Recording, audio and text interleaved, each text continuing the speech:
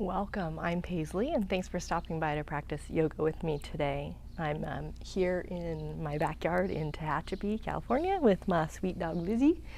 So take a seat and we'll get started. You can close your eyes and just give yourself a couple of breaths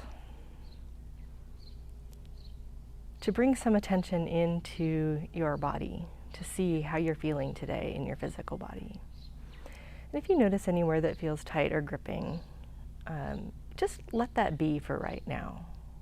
I want you also to take some attention to somewhere in your body that might feel good or neutral.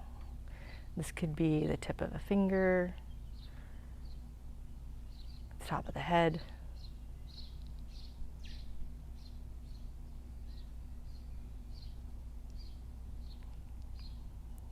We're always trying to put two opposite things into a harmonious balance in yoga. This is often why we begin with the hands palms together, the right and left, two opposite sides joining as one. So you can do that if you like with me now, and we'll just take one more breath here. And when you exhale, let the head fall forward. You get a gentle stretch on the back of your neck.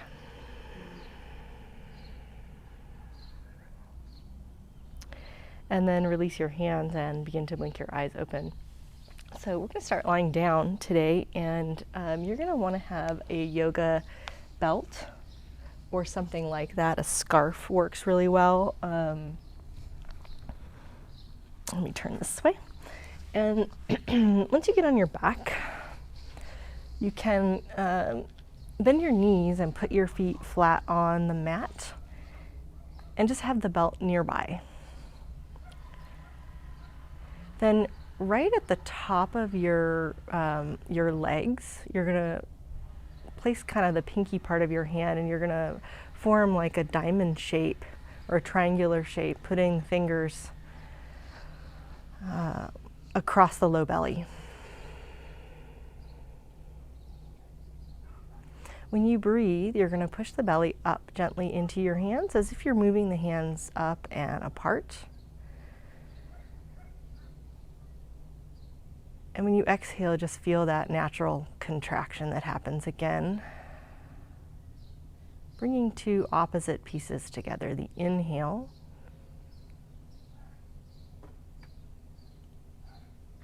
and the exhale. Let's do that one more time. Just bringing some focus to the lower belly. And when you exhale, just feel a little bit into the corner of the thigh where it meets the pelvis near your pinkies, and see if you can't relax that area. We're going to be attending to that spot today. Okay, now you're going to pick up your right leg, and you're going to hold either the back of the leg or the knee. You can also loop a belt over it if it's hard to reach, and then push a little bit with your knee away from your head. So this is doing two things. One, it's going to return the lumbar spine to a more neutral position, so lighter on the ground. And it's also going to allow you to make a little bit of space at the top of the thigh, where the thigh and the belly come together. So just like you did when your hands were on your belly, take a breath into the low belly. And when you exhale, soften around the top of the thigh, but start to bring the knee closer to the chest. Try to keep the spine pretty neutral so you're not rounding the back.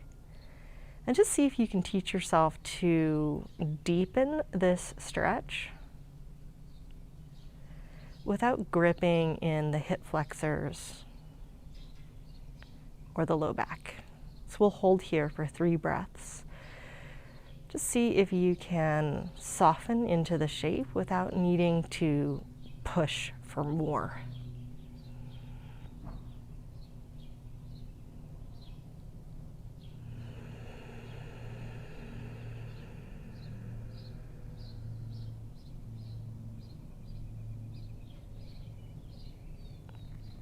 Now, when you let go, you're going to stretch that right leg out on the ground with the back of the heel down, and then keeping the fingers interlaced, just join the palms if possible. That may or may not happen for your body.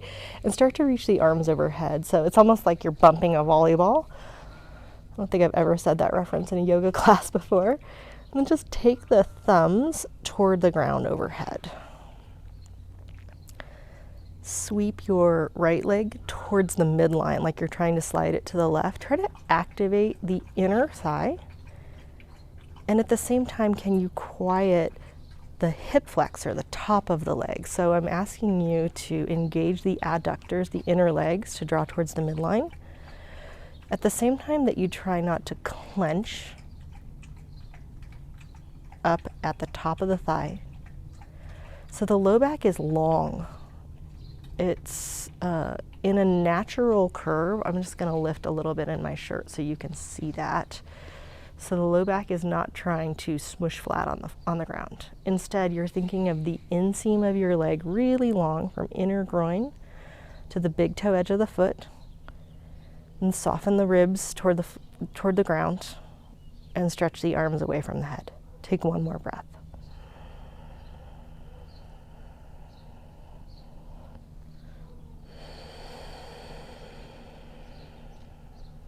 And then just relax the arms and bend the right leg up. Okay, so we're gonna do the same whole thing again. So making like a diamond shape, you're gonna put your hands on your lower belly, so between the pubic bone and the navel. And this is just using the sense of touch to help us be aware of what's happening here. So right now we're working with belly breathing. You're gonna breathe into your belly. And that expansion in the low belly is going to push the hands up and kind of away from each other. That's what we want. And then on the exhale, you'll just feel that there's that natural contraction where the hands drop down and toward one another. And you're going to do that twice more. So inhaling. Sometimes in yoga, we just breathe into the chest and we practice ujjayi. This is different. This is belly breathing. When you exhale, see if at the end of the exhale you can consciously relax, and in particular the groin area, kind of near where your pinky fingers are.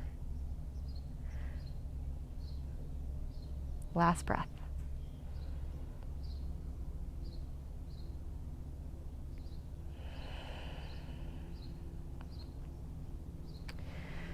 Please pick up your left leg and hold the leg in any way that you can that's easy for you. And instead of cranking the knee in towards the chest, push the knee away from your belly so that your arms are a little straighter and you have more space at the top of your left thigh and a little bit of openness for the abdomen there. So we're working on this groin hip flexor area because this area tends to grip a lot for people. It's also pretty short because we sit a lot.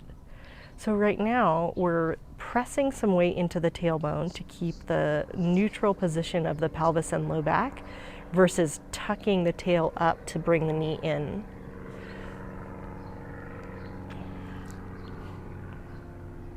See if you can keep that softness at the top of the left thigh and some neutral shape to the back as you bring left knee a little closer.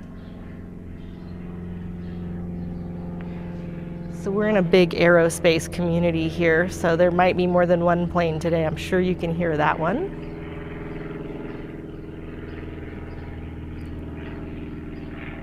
It's a really nice day, so I'm sure people will be out. Let's take one more breath here. And, you know, if your body does let go, I'm not saying be so stiff and rigid that you can't move a little bit. I'm just saying try to have some integrity in the low back and the pelvic alignment. This is actually what's going to be therapeutic for you. Okay, when we let go, we're going to do the same thing we did on the other side. So stretch the left leg long, keep the fingers interlaced, get the palms closer together, and stretch the arms in the overhead plane. So obviously if your shoulders hurt, you can, bend your elbows or don't lower them so much, because we want to be able to focus on the leg and the pelvis in particular. So you're aiming to get the back of the left thigh on or closer to the floor and the low back lighter on the ground. And what might help, it's kind of counterintuitive, but sweep your foot isometrically toward the midline. So you're like squeezing your legs toward one another. So try to get the inner legs to work without the top of the thigh just bunching up and gripping toward the ceiling, or the sky in my case. And then think of lengthening from the inner thigh to the inner heel, even the inner edge of the big toe. Soften the rib cage down, so above the low back, kind of thoracic spine, softens toward the floor, and then stretch the arms away. Take one more breath. And then on exhale, release. Come back to right side. Hold the knee again. So just reset exactly the same way you did before. Take a breath into the belly. Soften around the hip flexor, especially at the inner leg. And let the exhale come. It's that natural contraction, and perhaps the leg comes a little bit closer. Now we're going to see if we can hold the leg in this alignment using the strength of the abdomen without firing the hip flexor too hard. It's going to work a little bit. So if you feel like a gripping in your hip flexor, use your hands again. Try to soften a little bit in the low back. And then if you've got that ability to hold it there, leave it for a moment while you grab your belt. We're just teaching different muscles to work than the ones that might have been gripping in fear so much. And once you have your belt, you're going to slip the ball of your foot in the belt, and you're going to pull your knee in a little bit and show the sole of your foot toward the sky. So I'm not looking for the foot to be right above the hip at this point. Move it away actually from your head, sliding the belt through the hands to make that happen. Try to restore the lumbar curve to neutral, which is to say not flattening on the ground. And then soften at the top of the thigh, so there's a little bit more space there. And then only if you can keep that sense of neutrality would you start to straighten the leg. And I'm less interested in how far the leg goes towards straight and more interested in you relearning how to use your pelvic area where the hip flexor, low back, thigh come together, because this is a culprit for a lot of people's back pain. So we're going to hold for a little while in this position because it takes time for the body to let go. So you're just going to keep being mindful of this area. Soften any gripping in the low back, especially along the kind of just on either side of the spine, and right now the right side in particular. And then soften the pillar of the abdomen that runs along the inside of the front hip bone and attaches to the inner thigh. Try to quiet that. And see if you can start to straighten the leg a little more, so you're engaging your quads to push the thigh away from your head rather than the hip flexor and the quads bunching up. Stay with it. Take a breath into the belly if you can. Soften the shoulders while you exhale. Just let whatever's happening happen. Try to stay focused. The mind will want more to happen than the body is probably capable of doing right now. 2 more breaths.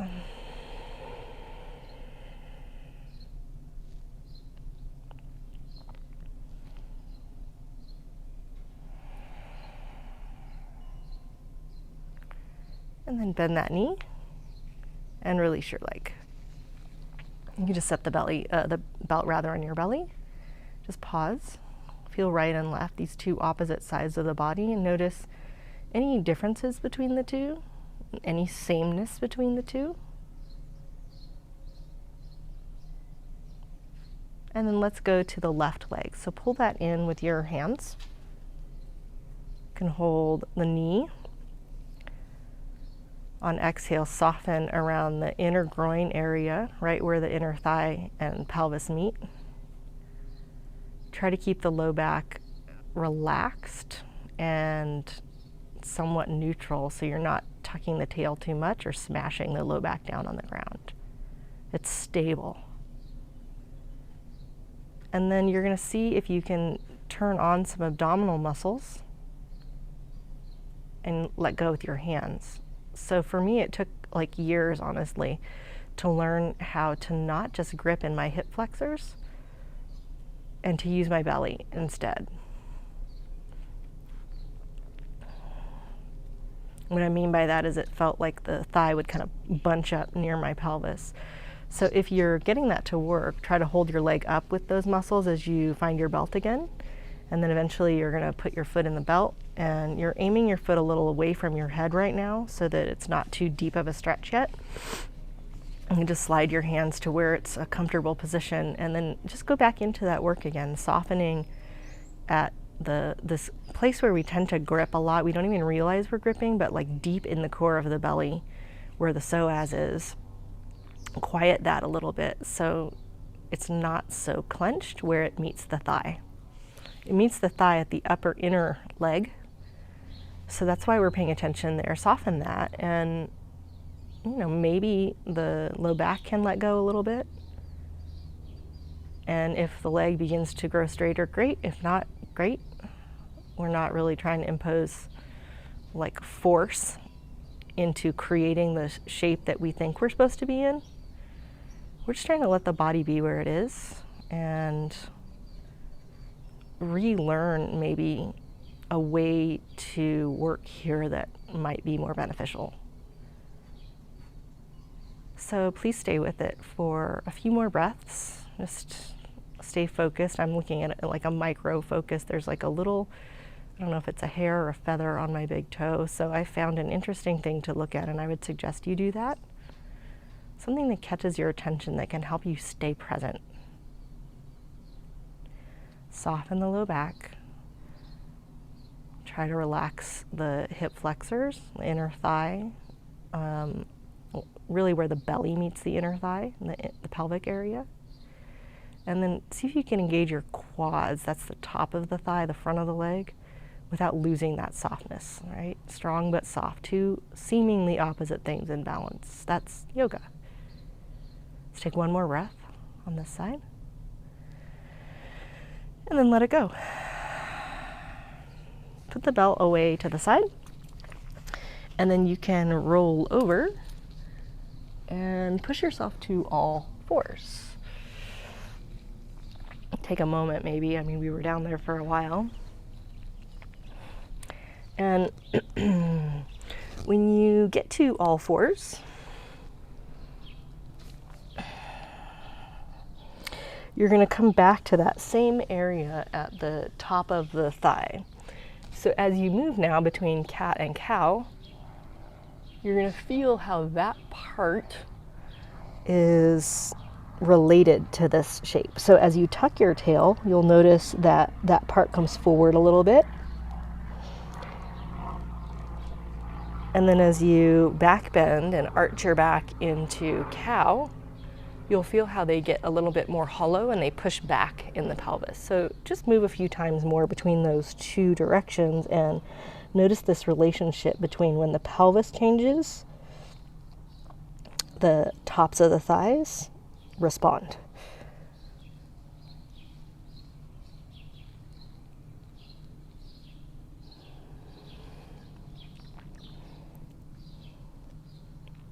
And then the next time that you're in cow pose, you're going to pause there and you're going to exaggerate this feeling, like you're going to pretend that you're dragging your knees forward and at the same time like you're pushing your upper inner thighs back and sticking out your butt. And we're going to do our best to keep this feeling of kind of hollowness in the upper legs, but we're going to tuck the tail just enough that the low back gets a little bit more neutral and long. And this is table pose. I'm just paying really close particular attention to what's happening here at the top of the thigh and the pelvis area. So take one breath. I know that you've probably done this a million times. I'm hoping that holding it will give you time to feel it differently. And then you're going to step your left foot back into plank pose. So this is mimicking what you did on the ground when you were holding the right knee. So you're going to try to soften a little bit right where the pillar of the belly meets the groin. And if anything, you would be dragging slightly toward the midline to engage the adductors, but not to grip them forward or up. Now with the left leg, stretch from the inner thigh to the heel. Keep the waistline supporting you and just begin to lift your left foot up to squeeze the back of the leg without dumping the belly out. If things got too clenchy, it's a new word, clenchy, just put those toes back down. And then exhale and drop that foot, point the toes, and sit back for a moment on your heels, or you can grab a prop and sit on that instead.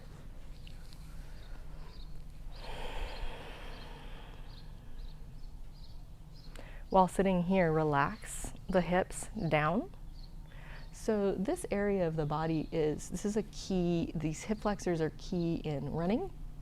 This is a great practice to do if you run a lot. But also that running action is part of the fight or flight response in our physiology. So when we're triggered, these muscles, everything's getting ready to flee or to fight. And we're trying to calm that in this practice. So soften there. Exhale. Go slow, right? We're trying to reverse this feeling of fleeing or running. So we're going slow and conscientiously to help with that. Okay, that was a break also for the wrists. So let's come back forward to all fours. And we'll revisit this on the second leg. So I'm practicing with my toes curled under just to kind of help engage muscles, but either way is fine. So go to cow, move the groins back, almost like you're dragging your knees forward. You can think of your thigh bone like a seesaw. The knee goes one way, the thigh goes the other way. And then you're gonna try to keep the sense of hollow in the pit of the thigh as you draw the tail down and lengthen the low back. Right, so those are opposite things, and it's kind of a dance. You might have to kind of go back and forth until you can feel like you're in a middle place, wherever that middle place is for you. It's different for everyone. And then again, you're gonna step, but this time the right foot to plank. So it's a one-legged plank pose. And you're just gonna see if you can learn some new skills where you create strength in a way that isn't reactive, right? So quad muscles can work, but they're pushing toward the bone. So right thigh is kind of hugging up toward the bone on the leg, and it's helping support that upper inner thigh. And you're lengthening from the inner thigh to right heel, and at the same time, what's happening in the left leg? As promised, there's another airplane. Find a way to breathe with whatever you're experiencing. Just maybe making some mental notes on anything that you feel that's working, not working, or arising and departing in the field of your awareness, just like this airplane. It's coming and going. And then let's drop that knee. And this time we're gonna stand on the knees. And this same action at the thighs, I'm gonna stay sideways to you so you can see this. We just did this. It's kind of funny to do it upright on all fours to move the groins back. And what that does is it softens those gripping muscles that we've been talking about. And we're gonna try to keep the softness there and then tuck the tail until the belly engages.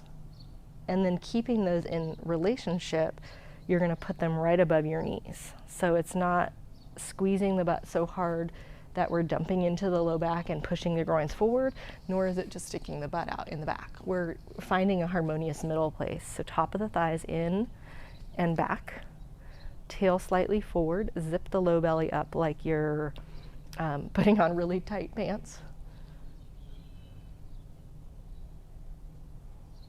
Good. So that's a new place for most people. It's different. Now we're gonna try to bring this to a kneeling lunge, and we're gonna see how it goes.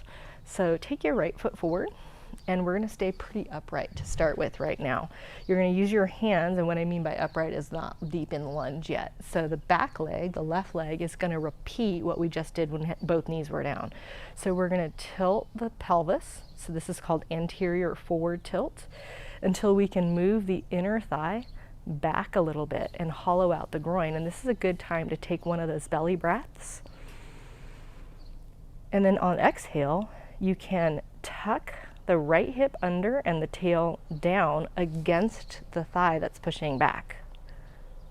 Dance between those two for a moment. So groin's back, tail down, right hip under. And for me, it feels like kind of a lot of work to do that. So play with those two things. And if you feel like you kind of have a nice stopping point, just hold for a moment. Let your body acclimate to that. And then if it feels right, you could start to lean forward into the lunge. So just for the sake of illustrating what we're doing, I'm going to show you none of this work. And I'm just going to collapse all of this muscular support that we're working on. Okay. So I can dump into that stretch and get a really deep stretch, and sometimes it's nice to have that hip flexor stretch, but we're trying a little different thing today.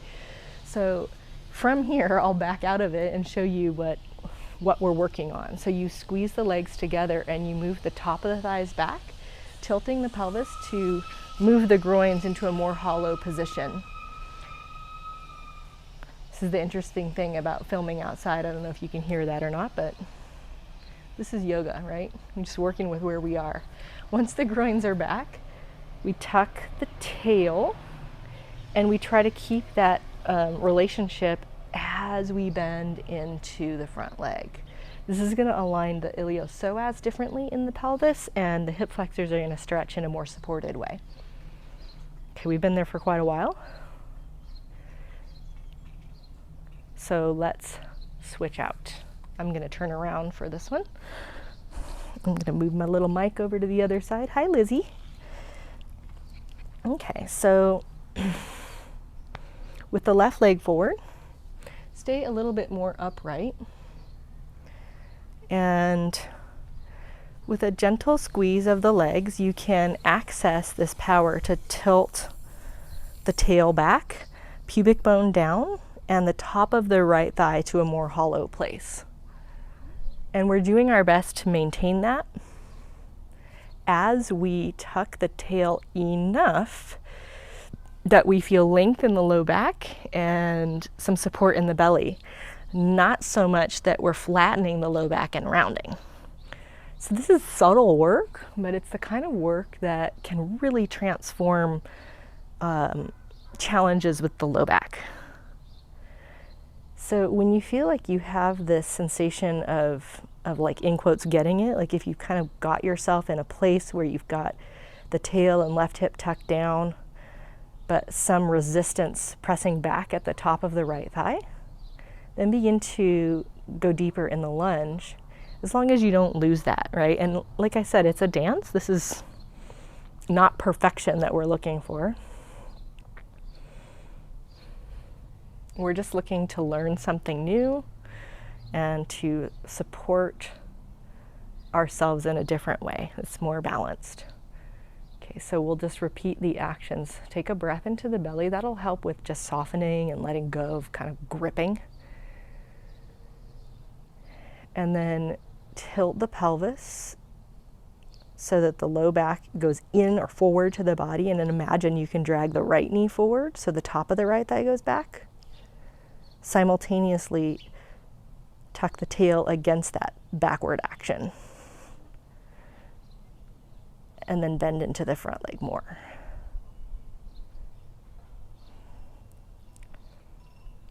Play with it for just a few moments longer.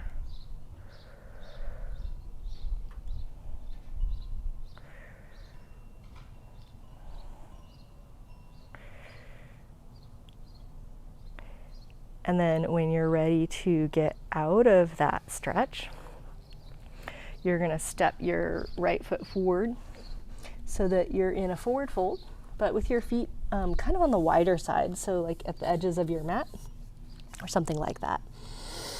You can support your hands on a block or the floor or your shins, whatever you have. And then we'll do the same actions that we've been doing. So we're going to bend the knees to make this easier, and then tip the spine so that the low back drops down towards the head and the sitting bones rise higher. You just keep the knees a little bent for this and it'll make that easier. So we're trying to drop the pelvis, the sacrum between the hips down so that the spine is getting the assistance of gravity to lengthen. And as we do this, right at the upper inner thighs, we're softening, and that's allowing the pubic bone to go back between the legs and up towards the sky. And you could stay with that, or you could begin to try to straighten the legs. And if you notice that suddenly your back is gripped and rounded, or the hip flexors fire and lift toward your belly, then you've gone too far or too fast, right? So what we're doing here in this particular shape is we're creating like a separation of energy where the legs are trying to convey a downward current of energy and then separating there, that the spine is folding forward in the other direction. So it's like you're separating at the hips, going down through the legs on one side and down through the head on the other side. This little space at the top of the legs can help with that. Like the belly is moving away from the thighs, not because you're just sucking it in, because you're working in a new way inside the pelvis. Now I know you've been here a while, but I wanted to give you lots of time to try to acclimate to that and to see what kind of response you had. And your legs might be tingling at this point, but hey, we're learning some new stuff, so we're just going to stay like maybe 1 or 2 more breaths.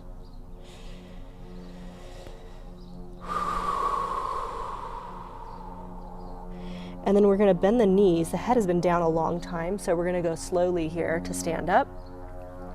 Once your knees are bent, you're going to climb your hands onto the shelf of your knees. I told you there'd be lots of airplanes today, so here comes a different one. We'll pause here with the head upright. So we're just letting blood pressure in the head and the blood volume get more balanced so we don't pass out when we stand up.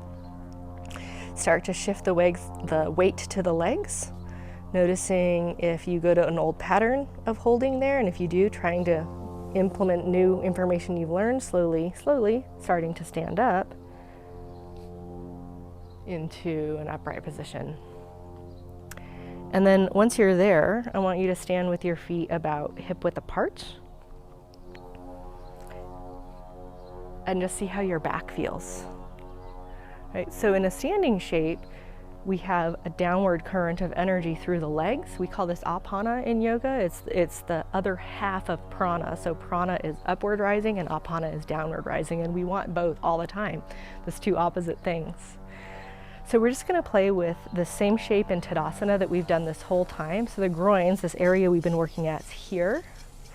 So right here at the top of the thighs, if we were to push forward, this would harden. If we overdo pushing back, we would just have our butt out. So we're trying to find the middle point of that, right? So forward, too much, back, too much. Where can you go? I'm showing you all the angles where you can keep the thigh back kind of over the ankles at the same time as the tail draws down, the low belly lifts,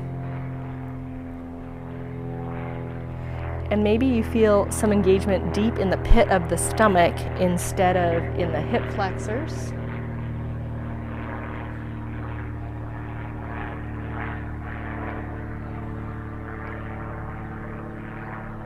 And we're just memorizing a new position here. And then we're gonna open the arms, inhale, and take them overhead, just like we always do, not always, but often. Try to keep the legs just as is. And then send the hips back, open the arms, and fold forward. Whatever you learned the last time you were in the forward fold, take a few moments here to put that information into play. And then when you have it, inhale to a halfway lift. And then exhale and fold in.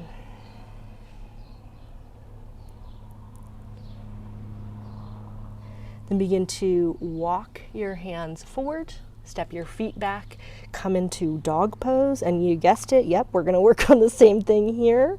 So you start with strong straight arms, you bend your knees quite a bit, lean your chest toward your legs, and then tip your pelvis, sitting bones toward the sky, low back into the body, inner thighs dipping back to a more hollow position. It's like the inseams of the legs are spinning back a little bit quicker than the outer legs.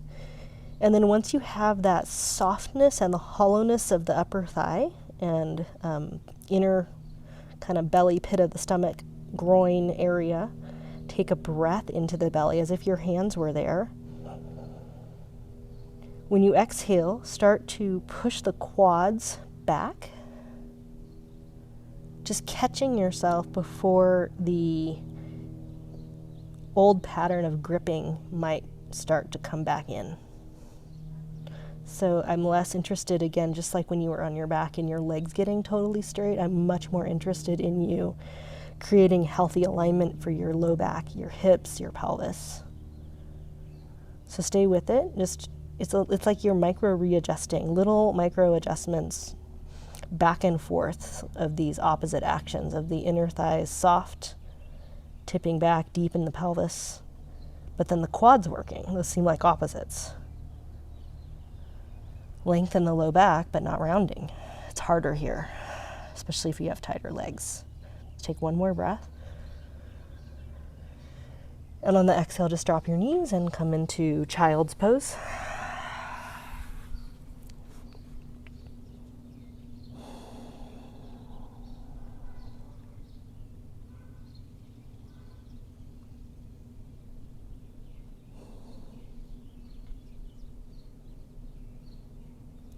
And begin to make your way to lie on your back for Shavasana. If you like a little support under the knees, you're always welcome to do so. Hi, Liz.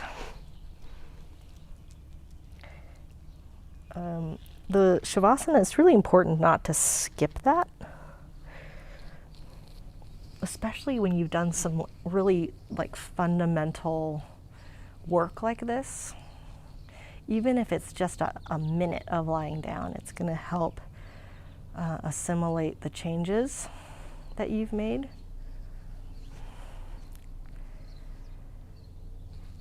And it's going to give your mind a nice transition period instead of rushing off into something else.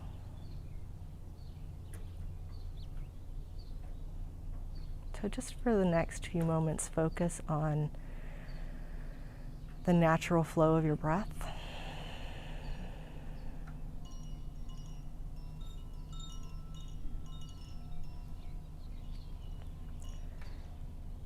Let's feel the rhythm of it rising and falling.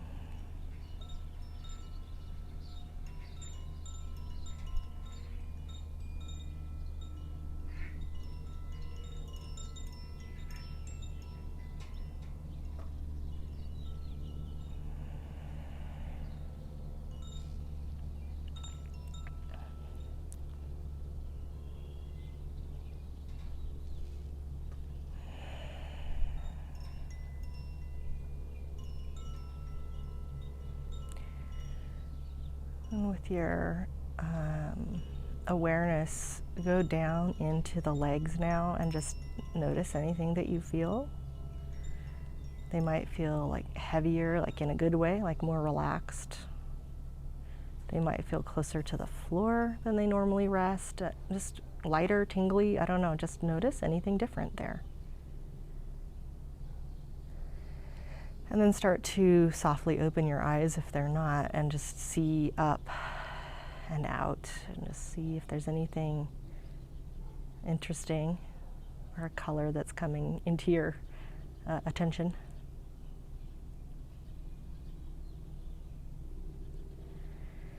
And when you're ready to move, you can start to roll the wrists and fingers or stretch the feet. And then make your way over onto your side and just, pause there for a moment, something like the fetal position.